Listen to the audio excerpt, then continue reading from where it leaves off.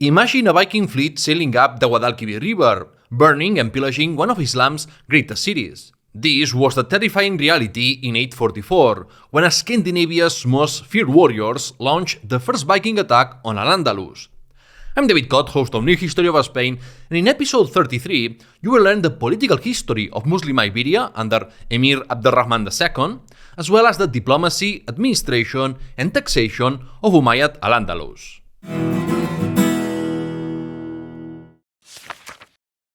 Opposition to Emir Abd al-Rahman II. Before we begin, remember to subscribe on podcast directories or YouTube for more content on the history of Spain.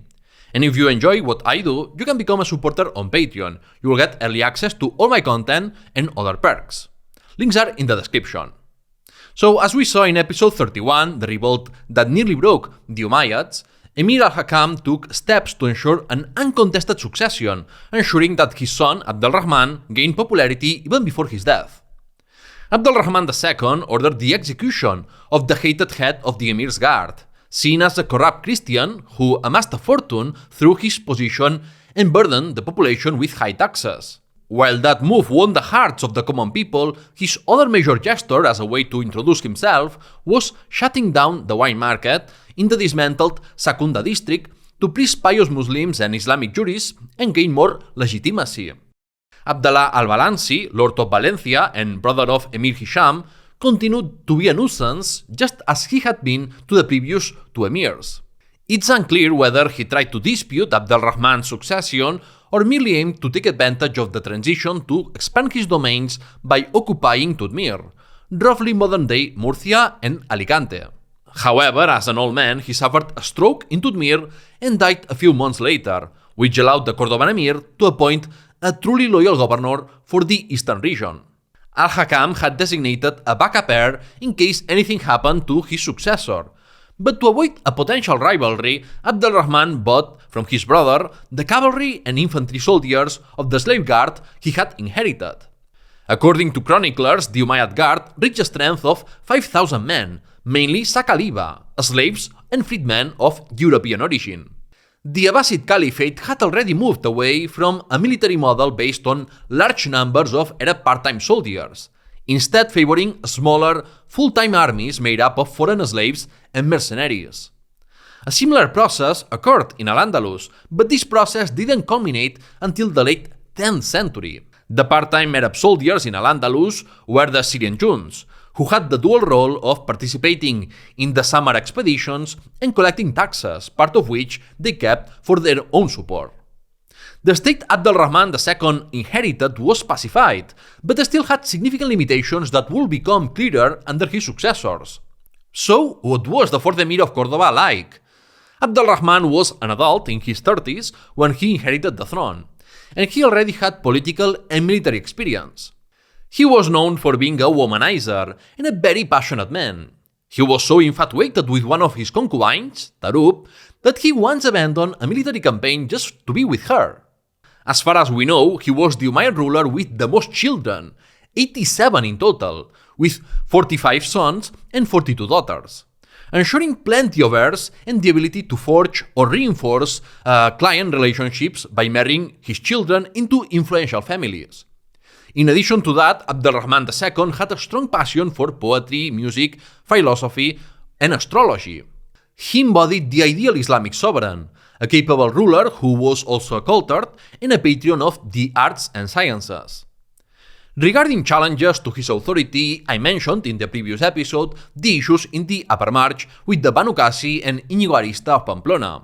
It's worth noting that his reign was relatively calm compared to his father's, who had done the dirty work of suppression beforehand.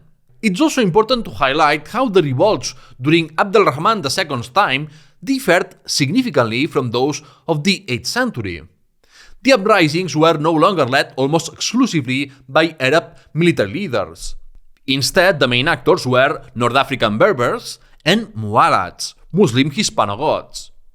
These were local uprisings rejecting governors appointed by the emir and increased tax pressure that had begun under al-Hakam I and continued under his successor. Some believed that the execution of Kamrabi meant that the new emir planned to reverse his father's tax hikes. But they couldn't have been more wrong.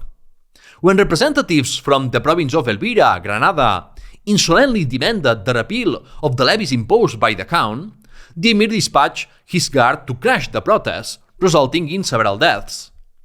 Getting rid of a hated, powerful figure was one thing. Reducing tax pressure was quite another. Taxation was essential for increasing the wealth and power of the Umayyads and their clients.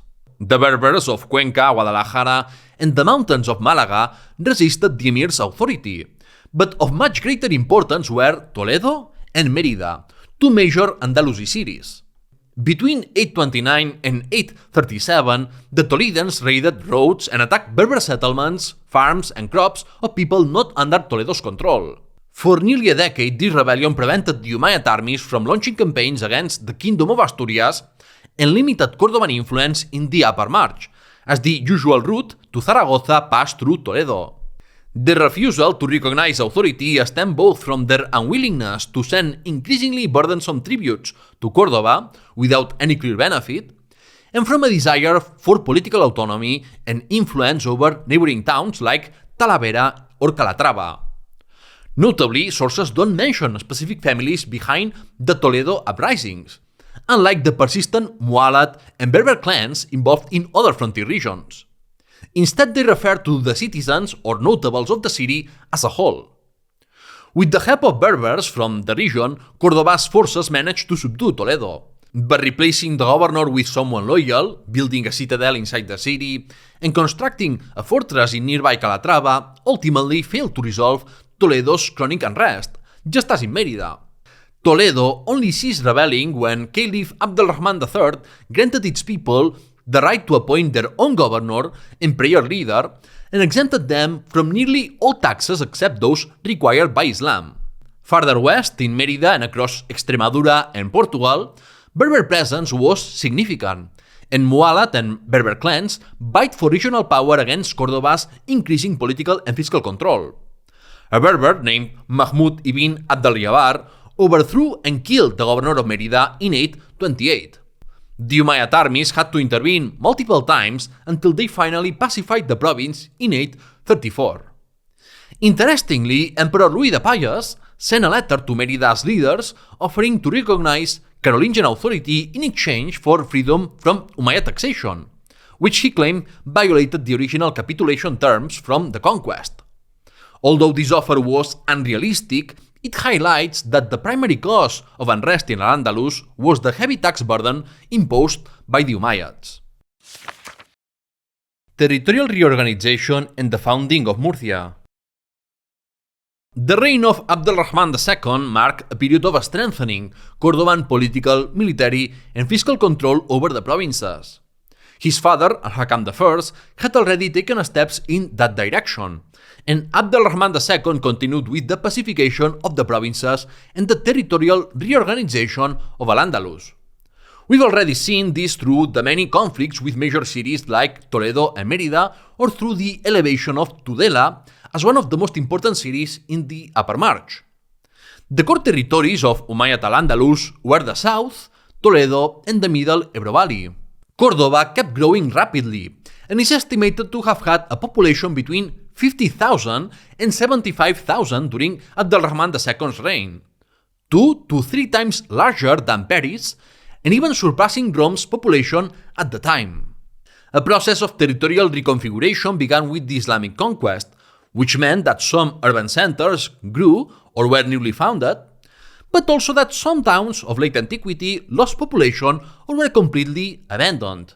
This was the case for Cartella, which declined in favor of Algeciras, Jaén, which overtook Mentesa, and Tortosa, which surpassed Tarragona.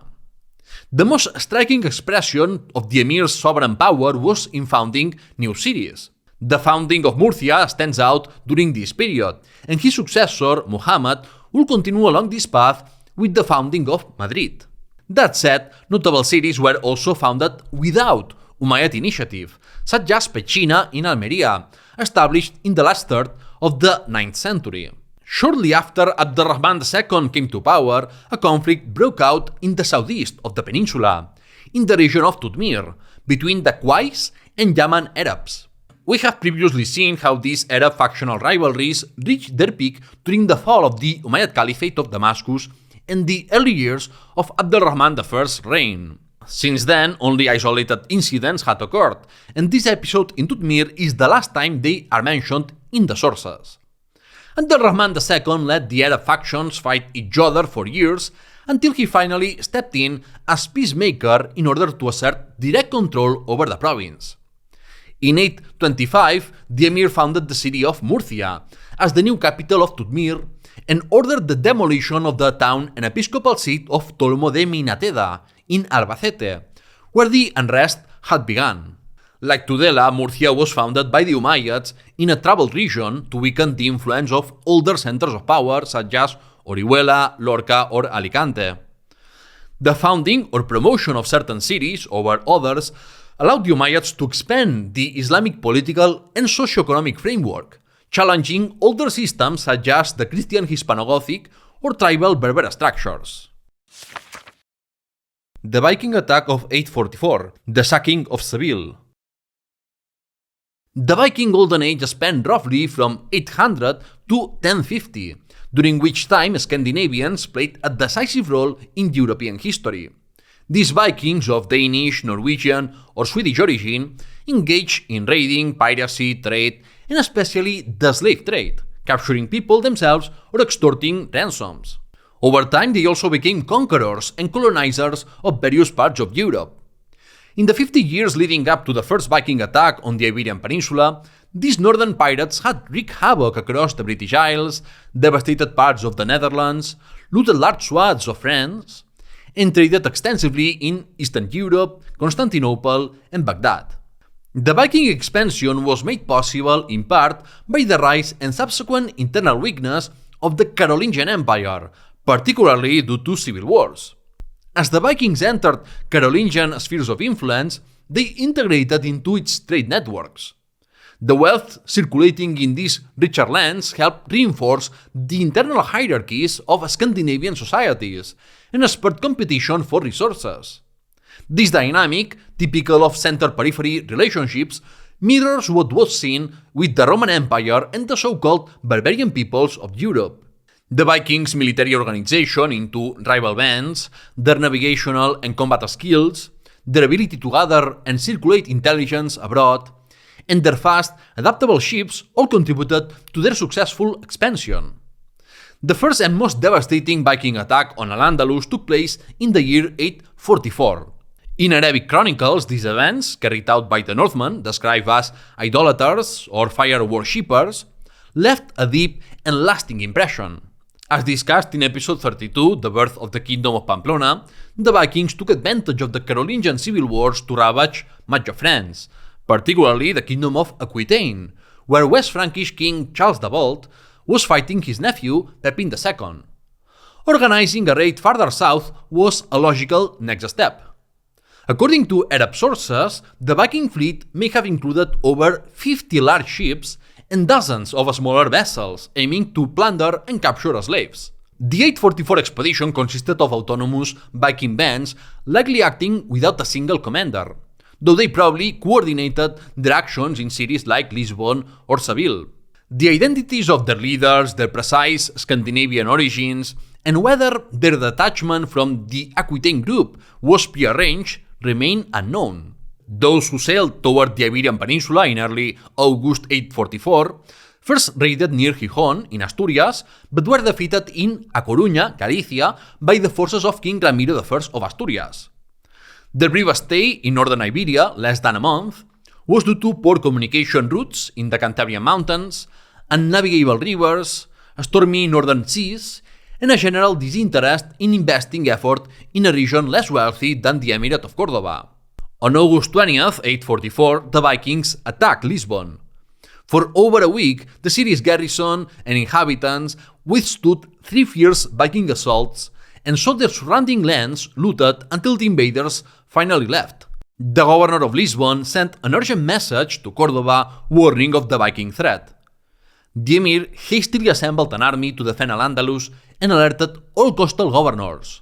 The Northmen sailed up the Guadalquivir River towards Seville, while some groups disembarked and pillaged areas around Sidonia and Cadiz, where they clashed with forces commanded by the brother of Musa ibn Musa of the Banu Qasi.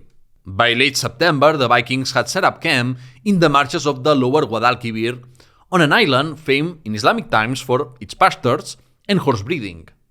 They sent reconnaissance ships upriver as far as Coria del Rio, where they overran the garrison, looted the village, and reportedly dyed it red with blood. On October 3rd, the entire Viking fleet sailed up to Seville, a large city that didn't have walls. After losing a battle, the city's governor abandoned it, seeking refuge for his troops and some civilians in the nearby fortress of Carmona. Some civilians tried to defend themselves as best as they could, with little success, in an attempt to avoid being captured, raped, or killed. Fortunately, most of the population fled to neighboring towns or into the hills. Seville was brutally sacked for an entire week, after which the Vikings returned downriver to secure the large amounts of loot and captives they had taken. They soon returned to a completely deserted Seville, hoping to have tricked some residents into returning during their absence. Realizing they could not easily sail farther inland from Seville, they planned to use local horses to push deeper into the Emirate. But the invaders would not continue pillaging unchecked. Emir Abd al-Rahman II took decisive action, and many volunteers came forward to defend their homeland. He mobilized troops from across al-Andalus, even seeking support from his former enemy Musa ibn Musa of the Banu Qasi, offering him pardon in exchange. Reinforcements arrived in Córdoba and marched towards Seville under the command of the eunuch Nasr. The emir had already deployed his best generals and a light cavalry unit to take positions near Seville, soon joined by infantry. Several skirmishes broke out in and around the city. On November 11th, 844, the Andalusi forces set up a trap for the Viking raiders near the village of Tablada, inflicting heavy casualties. According to Muslim chroniclers, over 1,000 Vikings were killed, another 400 captured and executed, while the rest fled in panic. 30 Viking ships were burned. The victory was announced with great joy throughout the provinces of al-Andalus. The emir even sent severe heads of some Scandinavians to allied dynasties in Nekor and Tahert in the Maghreb, as a show of Umayyad strength. Before leaving the Guadalquivir, the Vikings ransomed some Andalusi captives in exchange for supplies and clothing for their return journey. The remnants of their fleet caused some damage in Niebla and Lisbon before returning to Aquitaine to ravage the Bordeaux region once again. In the chaos of their retreat, some Vikings were left behind in al-Andalus and attempted to scatter southward toward Sidonia, but they were hunted down. Unlike in France or the British Isles, the Vikings never established their own kingdoms or settlements on the Iberian Peninsula. No evidence from documents or archaeology points to the existence of Viking trading colonies there. The reasons include their distance from Scandinavia, the limited military success, the scarcity of navigable rivers, and the fact that in Iberia both Christians and Muslims could acquire slaves simply by fighting each other along the frontier. Militarily, the Umayyads secured a clear victory in 844, but the costs were high. Seville and other towns suffered extensive damage and loss of life through murder and capture. As a result of the surprise Viking attack, Emir Abd al-Rahman II ordered the construction of defensive walls around Seville, strengthened the coastal network of watchtowers and alarm systems, commissioned a shipyard in Seville, and organized a permanent naval fleet to patrol Andalusi waters. These new defensive measures proved highly effective in minimizing the damage from later Viking raids. Incidentally, the expansion of the Emirate of Córdoba's fleet after the 844 attack allowed Abd al-Rahman II to launch an expedition to the Balearic Islands in 848 to demand tribute they were supposedly obliged to pay Córdoba. From a Muslim perspective, the Balearics had entered the Islamic sphere when sacked by Musa ibn Nusair in 707, but in reality they escaped state control until they were finally conquered by the Andalusis in the early 10th century. The 848 expedition to Mallorca and Menorca only resulted in temporary tribute in goods and slaves and served to assert the emir's claim of sovereignty over the islands. Nasr, the Great Eunuch of Abd al-Rahman II. The eunuch Nasr was one of the most influential men during the reign of Abd al-Rahman II. Nasr was the son of a Christian from Carmona who had converted to Islam, and he was involved in the revolt of Secunda. He was not executed, nor was he exiled.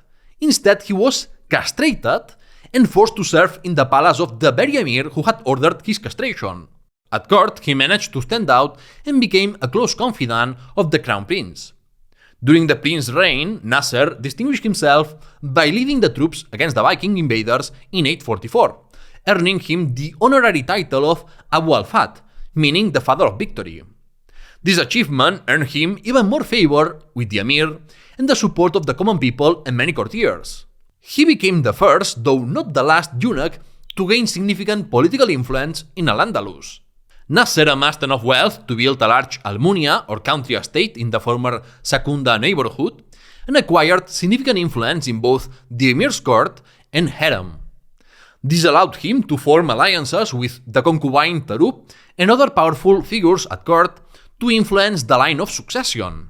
Having a son ascend to the throne transformed a concubine into a queen mother, granting her substantial political and economic privileges, unlike less fortunate concubines, who could even face existential threats. Moreover, the mothers or wives of emirs could wield significant influence, using the wealth and luxurious gifts they received to establish their own client networks, found mosques, or charitable institutions, and build estates. When Abd al-Rahman II fell ill in the later years of his reign and withdrew from public life, Nasr acted as regent and began sidelining officials who had the emir's full confidence, such as the Hajib or prime minister. Nasr conspired with the concubine Tarub to use her courtly influence to have her son named heir instead of Prince Muhammad, who had the backing of both the Hajib and the emir himself. But when it seemed the emir was recovering, a nervous and impatient Nasr tried to have Abd al-Rahman II assassinated by bribing the royal physician to poison him.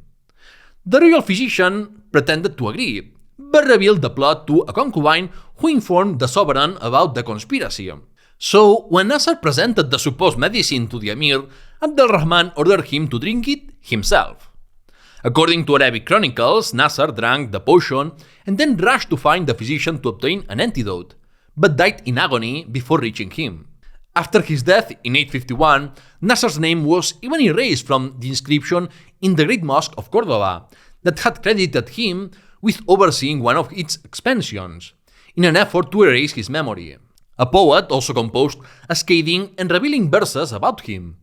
Other courtiers and allies involved in Nasr's schemes, such as the Qadi or judge of Córdoba, were dismissed or imprisoned. It was not until a year and a half later, in September 852, that Abd al-Rahman II finally died and was succeeded by his chosen son, Muhammad. Diplomatic relations of the Emirate of Córdoba. Emir Abd al-Rahman II launched a coherent foreign policy for the Emirate of Córdoba. The development of Andalusi diplomacy aligned with the goal of strengthening the Umayyad state in Iberia, as the reinforcement of the central government had to be accompanied by an improved image and prestige of the Umayyad court. The foreign policy of Córdoba during this period was aimed at maintaining the Emirate's political dominance over the Iberian Peninsula and asserting its leadership in the political and commercial affairs of the Western Mediterranean. Thus, its diplomatic efforts focused on the Carolingian Empire and the North African polities. On a commercial level, there were no major issues between the Cordoban Emirate and the Carolingian Empire. However, diplomatically and politically, relations were more complicated. The Umayyads feared Frankish expansionism and were displeased by the existence of the Spanish March. The Carolingians threatened the territorial integrity of the Emirate of Córdoba, its influence over the Kingdom of Asturias and Pamplona, and internal peace through the incitement of revolts. As a result, relations were tense and occasionally violent on both sides, though there were also exchanges of embassies and peace treaties between the Carolingian and Umayyad courts. In the Maghreb, there were the Idrisids in Morocco, the small Emirate of Nekor, the Rustamids in Algeria, and the Aghlabids of Ifriqiya. Córdoba maintained close commercial and political ties with the Emirate of Nasr, located in the Rif region near the Bay of Alhucemas, so much so that one can speak of a client relationship with the Umayyads. This is evident during the reign of Emir Muhammad I, who paid the ransom for some royal women of Nasr who had been captured by Vikings. To the southwest of present-day Morocco was the Bargawata Confederation, founded by one of the conquerors of al-Andalus, Tarif ibn Malik, though there is no record of diplomatic relations with Córdoba until the Caliphate of al-Hakam II. The Emirate of Sijil-Massa, located in southeastern Morocco and famous as a key stop in the trans-Saharan trade, established its first diplomatic contacts with the Umayyads during the reign of Muhammad I of Córdoba. The Umayyads also maintained friendly relations with the Rustamids, a Persian dynasty that established a theocracy with its capital in Tahart. The fact that the Rustamids were Ibadi Harahite Muslims rather than Sunni, like the Umayyads, was not an obstacle to relations with Córdoba, as both sides shared rivalries or enmities with the Idrisids and Aghlabids. The Rustamids formed client ties with the rulers of al-Andalus. There were strong commercial ties, as evidenced by the importation of Algerian grain and the founding of Oran by Andalusis. Relations between the Umayyads and Rustamids were so fruitful that members of the Rustamid royal family served in the Umayyad court and military. One of them, Muhammad ibn Rustam, even became governor of Toledo and was hailed as a war hero for his role in driving the Vikings out of Seville.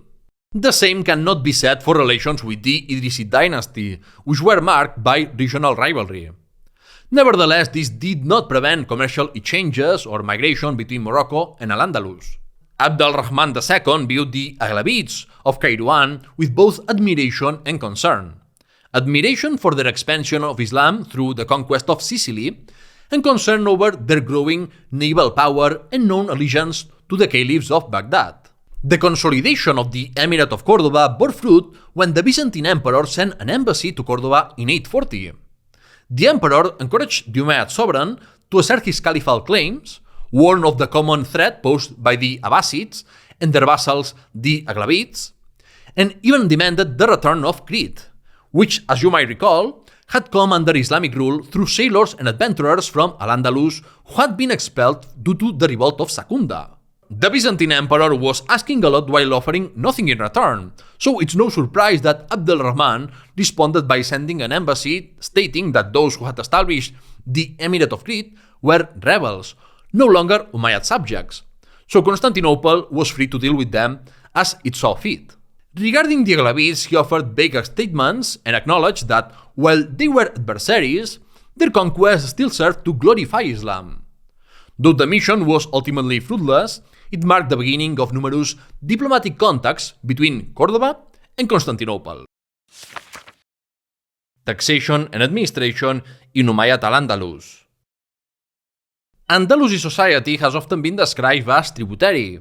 Put simply, in al-Andalus, power was based on a state that, through urban centers, imposed taxes on a mass of free peasants who owned their land. This stood in contrast to a society of lords and serfs, centered around paying rent for land leased from a landowner, a model that was not yet dominant in the early Middle Ages but was expanding throughout Christian kingdoms and counties. The tributary state model was promoted by the Umayyads, though not without resistance, as we've seen and we will continue to see throughout their political history.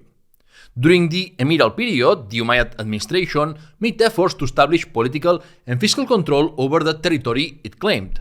The caliphal phase symbolized the triumph of the Islamic tributary society and centralized power over local authorities, though uniform political control and taxation across all of al-Andalus were never fully achieved. Historian Eduardo Manzano Moreno nuances the interpretation of the Umayyad Emirate and Caliphate of Córdoba as a centralized state foreshadowing modern states. He defines them instead as a tightly knit power network headed and legitimized by the Umayyad dynasty, supported by its extended family, its slaves, and a client network of families who had served the dynasty for generations.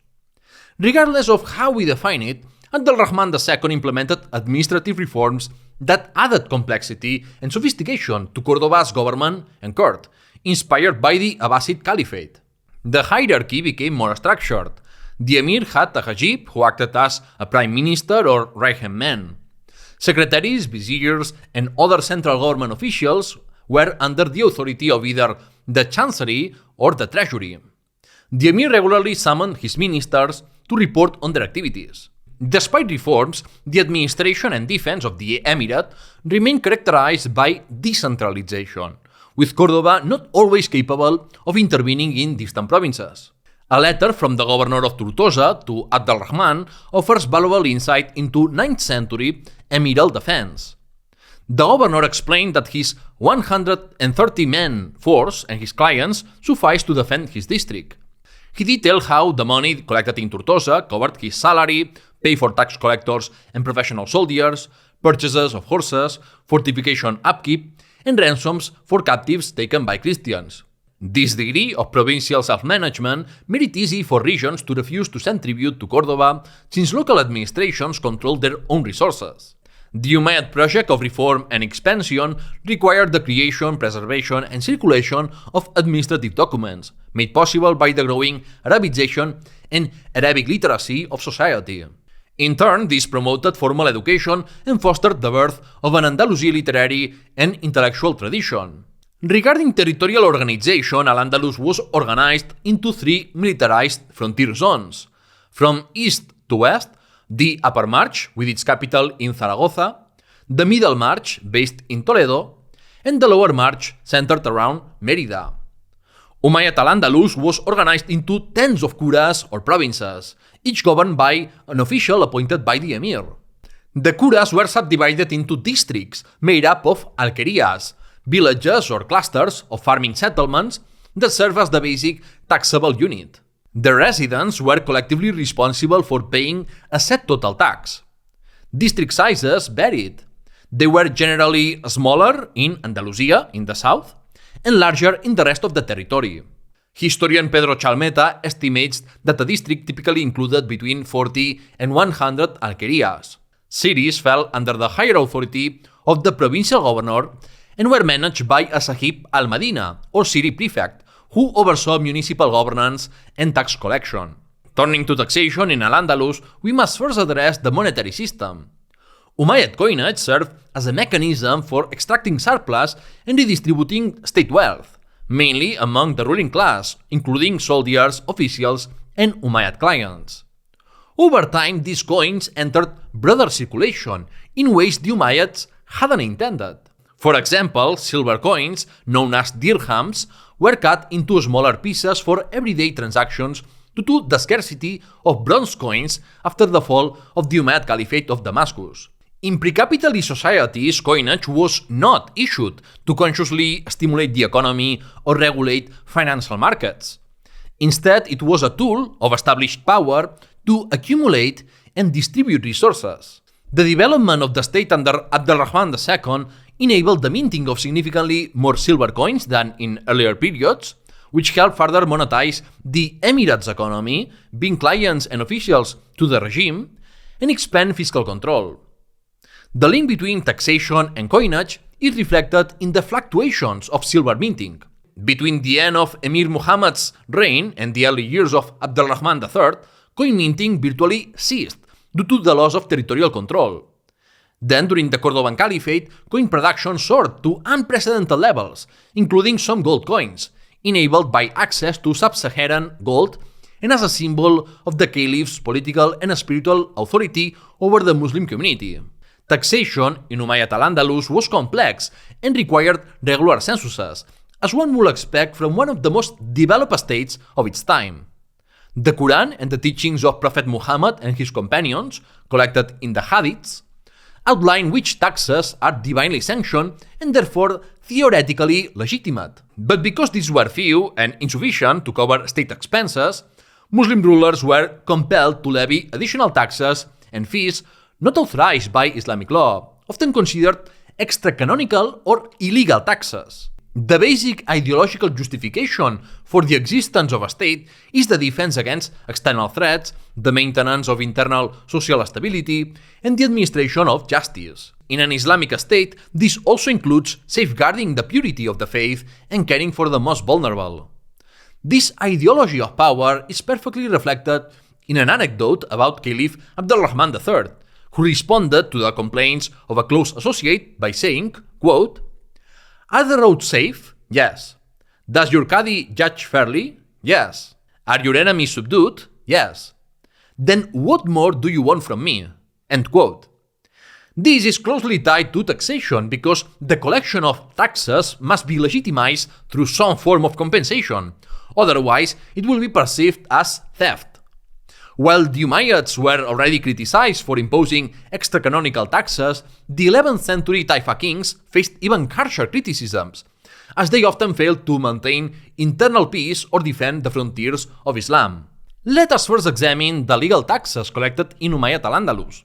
It is important to understand that taxation differed depending on whether one was Muslim or not. The dhimmis, Christians and Jews who agreed to live under Islam, were required to pay the haraj, a land tax, and a poll tax known as the jizya, which each Christian and Jew paid individually. Muslim jurists exempted women, children, the elderly, and others from the jizya.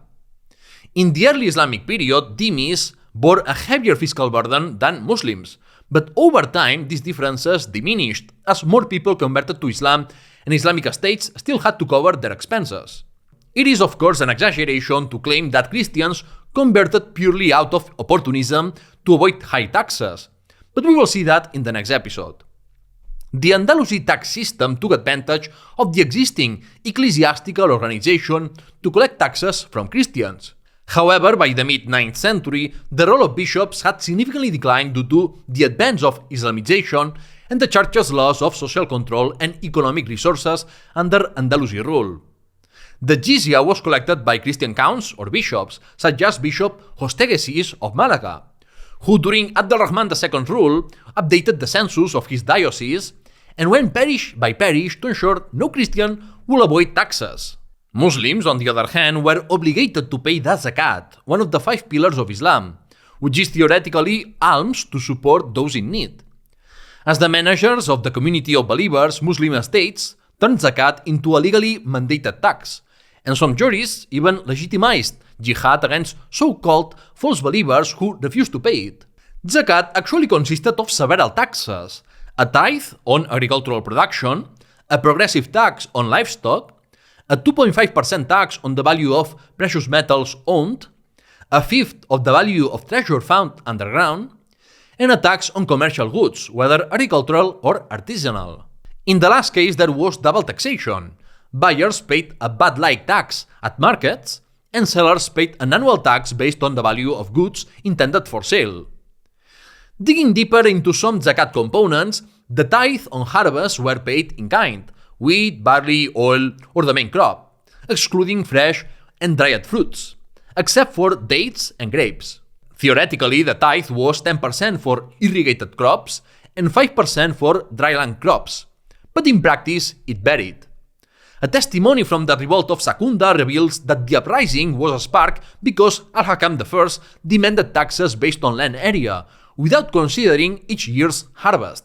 The Umayyad victory over the revolt allowed this major fiscal change to be implemented throughout the Emirate, and it was never reversed. As mentioned earlier, taxes were not assessed individually but were levied as a fixed sum on the rural communities, which had to pay collectively and in solidarity. If in addition to land you own livestock, after 1 year of ownership and above a minimum threshold, you are required to pay a portion of your adult camels, cows, sheep, or goats. According to Maliki jurists, horses, mares, mules, and donkeys were exempt. As for extra-canonical or illegal taxes, there were plenty, and people could be taxed in all kinds of ways. There were taxes on merchandise sales, property transactions, falconry rights, mill usage, customs duties, port fees, and more. A major revenue source not sanctioned by the Quran was the conscription exemption fee, money paid to avoid military service during campaigns. According to the geographer Al-Udri, this exemption contributed between 25% and nearly 50% of state revenue in the Córdoba region. Based on limited information from the Emiral period, it seems that residents of frontier regions like Tortosa could not buy exemption, as the option did not exist. Emirs Muhammad and Abd al-Rahman III occasionally opted not to collect this fee because too many volunteers will enlist to avoid paying, which posed logistical challenges. We know Caliph al-Hakam II later reduced this tax to 1/6 of what his predecessor had charged. Therefore, it's clear that the military exemption tax was not applied uniformly across al-Andalus or throughout the entire Umayyad period. The administrative development of the Umayyad state allowed for forward planning and stockpiling of grain for soldiers or for free distribution during famines or poor harvests. Tax cancellations were also common during hard times, but there were exceptions. Like in 874, when Emir Muhammad ordered the governor of Córdoba to collect the tithe despite a severe drought. The governor used force, looting homes and beating or killing those who resisted handing over what little harvest they had. Given this kind of behavior, it's no surprise that officials and the Umayyads were despised by many Andalusis. During Emir Hisham's reign, the central government earned 300,000 dinars. Under al-Hakam, tax hikes doubled that amount. His son, Abd al-Rahman II, continued his father's fiscal policies and increased state revenue to 1 million dinars annually. Most of the income came from Andalusia, as frontier provinces contributed much less and only sporadically. Caliph Abd al-Rahman III multiplied the annual revenues of his namesake ancestor more than sixfold, reaching 5,480,000 dinars from the provinces and 765,000 from the Caliph's own estates and market transactions. His son al-Hakam II doubled his father's treasury reserves.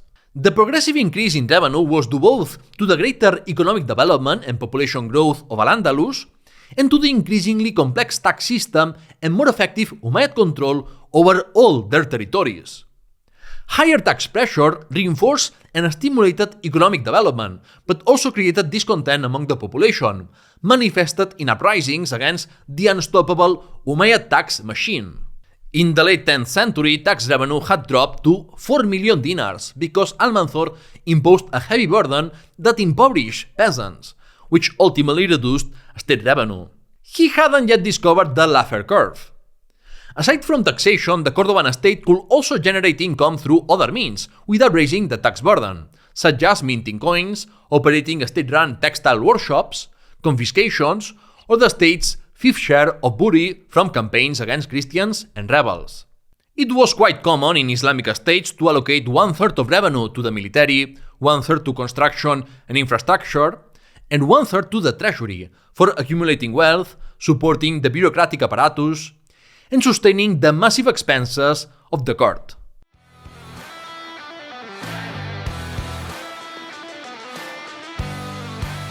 The verdict! In today's verdict, I just want to briefly reflect on the issues of labeling cities like Toledo or Mérida as rebellious. It's true that Toledo was conquered without negotiation or resistance by Tariq ibn Ziyad, but Mérida, on the other hand, resisted for months and finally surrendered under a capitulation agreement. These capitulation agreements specified the terms under which the local population submitted to Islamic rule. In other words, a series of recognized rights and obligations. But what ended up happening was that the Umayyad emirs ignored those original agreements and demanded more and more to satisfy their tax needs. So, if it was the Umayyads who violated the terms of the capitulations, is it really fair to delegitimize the resistance of many provinces to the growing tax burdens?